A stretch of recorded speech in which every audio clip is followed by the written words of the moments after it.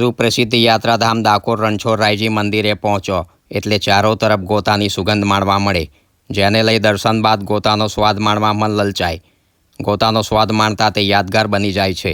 જે બાદ જ્યારે પણ ડાકોરની મુલાકાત લો ત્યારે ગોતાનો સ્વાદ અચૂક માણો જ. ગોતા જાણે કે ડાકોરનો પ્રસાદ ગણાય છે. રાજાધિરાજ રણછોડરાયજીના દર્શન બાદ ગરમાગરમ ગોતા ખાવાની પરંપરા બની ગઈ છે. દર્શન કરી ગોતાનો સ્વાદ લીધા વિના ડાકોરની મુલાકાત અધૂરી ગણાય છે.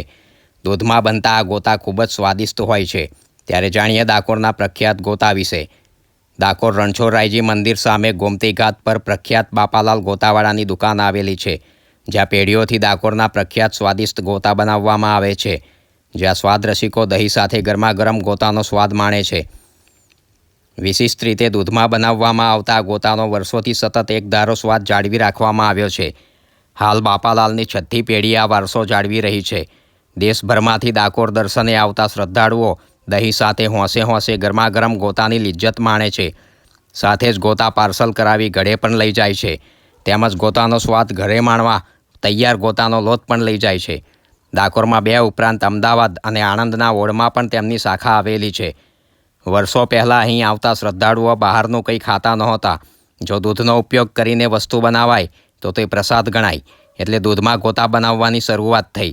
ચણાના લોટમાં દૂધ અને મરી મસાલા નાખીને આ ગોતા બનાવાય છે, જે દહીં સાથે ખવાય છે. ગોતા ખૂબ જ સ્વાદિષ્ટ હોય છે.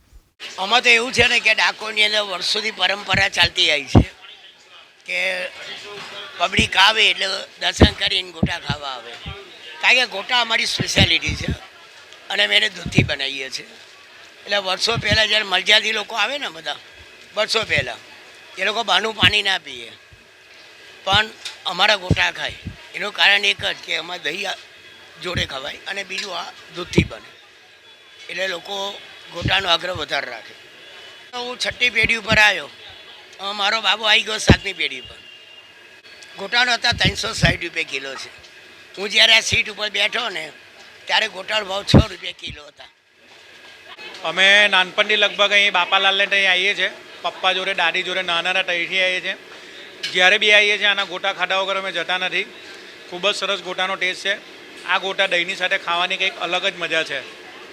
ને અહીં ડાકોર આવો ને જો તમે બાપાલાલના ગોટા દહીં જોડે નહીં ખાઓ તો તમે ઠાકોરના દર્શન તો કર્યા જ છે, પણ આ ખાધા છે એવું લાગે કે દાદાનો પ્રસાદ લીધા વગર આપણે ગયા છે એવું લાગે. હા, બસ અમે વર્ષોથી આવીએ છીએ અને અહીંયા જ આ દુકાને ગોટા ખાવા આવીએ છીએ. મસ્ત. હા, બસ બહુ જ ફાઇન છે. હવે તો પેકેટ બી લઈ જઈએ જ ઘરે.